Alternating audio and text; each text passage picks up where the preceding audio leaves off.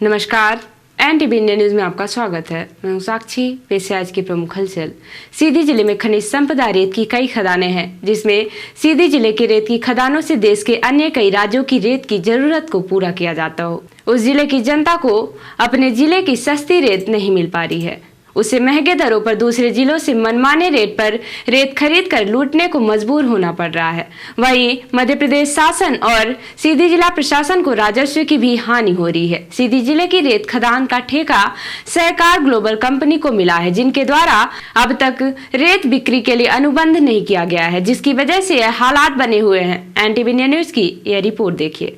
और अभी हमने पिछले वीक एक पत्र भी लिखा है माइनिंग कॉरपोरेशन को, उनको सूचित किया है कि उन्होंने अनुबंध नहीं किया, जिससे जो है राजस्व की भी हानि हो रही है जिले को, और जो रेट है उसके भी रेट जो है वो काफ़ी महंगे हैं। उससे शासन को भी और बाकी लोगों को भी थोड़ी दिक्कत आ रही है। सीधी जिले के मुखिया कलेक्टर स्वरोचित सोमवंशी के इन बयानों से सीधी जिले की जनता की तकलीफों का अंदाजा लगाया जा सकता है। जिस सीधी जिले में खनिज संपदा रेत की कई खदानें हो, जिस जिले के रेत की खदानों से देश के अन्य कई राज्यों की रेत की जरूरतों को पूरा किया जाता हो, उस जिले की जनता अपने जिले की सस्ती रेत के लिए तरस रही है। क्यों उसे महंगे दरों पर दूसरे जिलों से मनमाने रेट पर रेत की खरीदी करके लूटने को मजबूर होना पड़ रहा है।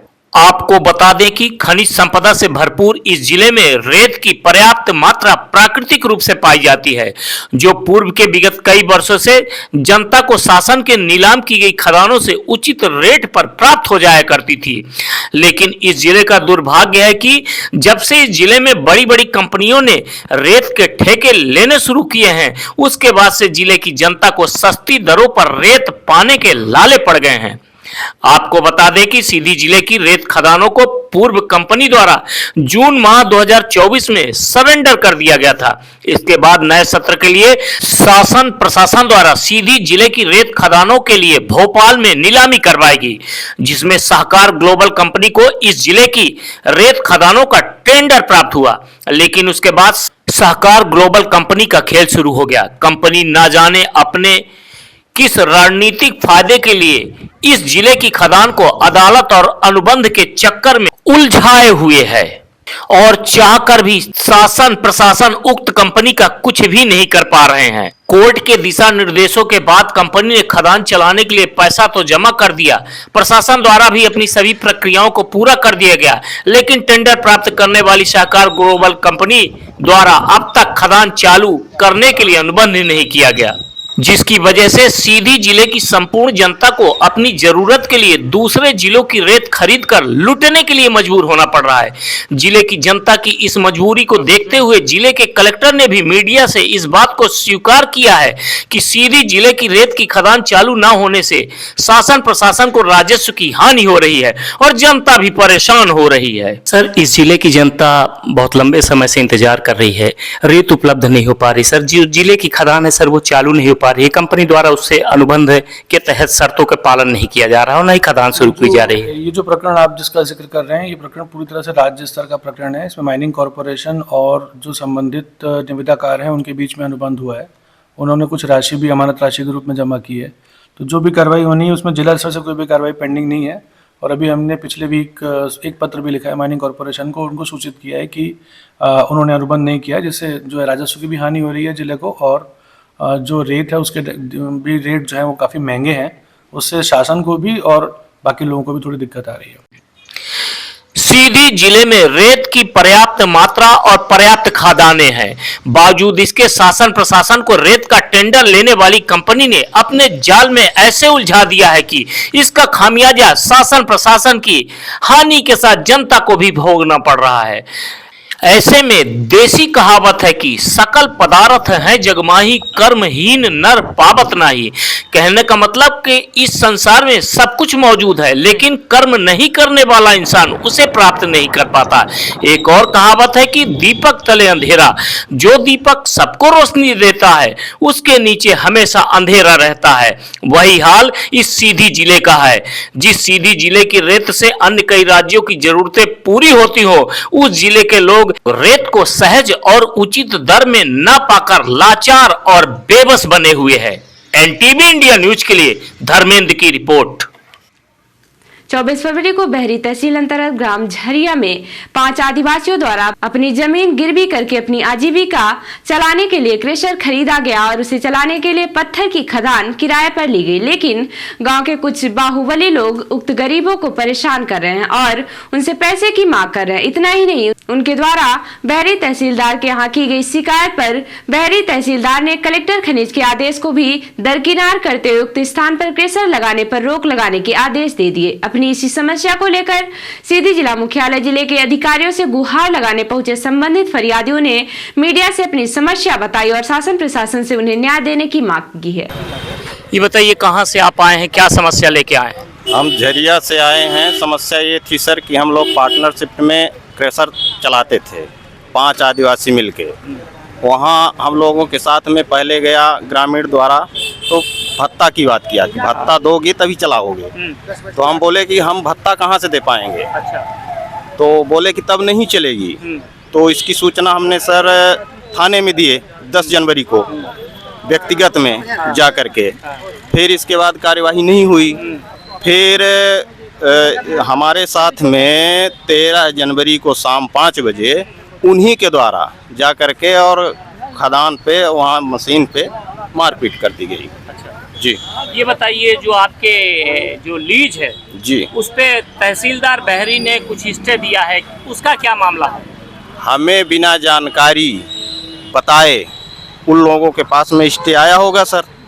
जिस जमीन पर इन फरियादियों ने क्रेशर लगाने के लिए किराए से खदान ली है, उक्त खदान गौरव सिंह पिता मानवेंद्र बहादुर सिंह ग्राम पतेरी तहसील चुरहट जिला सीधी की बताई जा रही है, जिन्हें कलेक्टर खनिज शाखा जिला सीधी द्वारा उक्त पट्टा क्रेशर लगाने के लिए स्वीकृत किया गया है, जिस पर बहरी तहसीलदार द्वारा मिनी क्रेशर के लगाने के निर्माण पर तत्काल रोक लगाने का आदेश जारी कर दिया है, जिससे यह फरियादी अपनी गुहार लगाने आए हैं। अब ऐसे में इस मामले का निराकरण जिले के खनिज विभाग और जिले को कलेक्टर को करना होगा। जो आदेश उन्होंने जारी किया है उसका पालन होगा या बहरी के तहसीलदार का आदेश लागू होगा।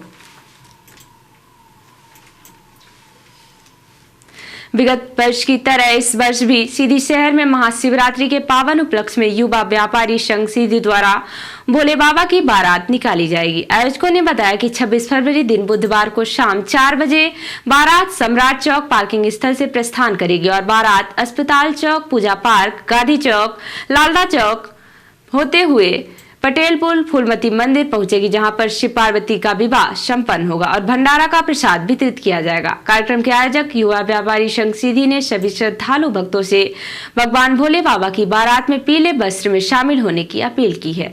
भगवान भोलेनाथ की बारात के पूर्व युवा व्यापारी संघ द्वारा भगवान शिव की हल्दी मेहंदी कार्यक्रम का आयोजन किया गया, जिसमें बड़ी संख्या में मौजूद महिलाओं ने भगवान शिव और माता पार्वती को हल्दी लगाकर हल्दी मेहंदी की रस्म पूरी की। इस दौरान भगवान शिव और पार्वती के भक्त नाचते हुए अपनी खुशी का इजहार करते दिखे।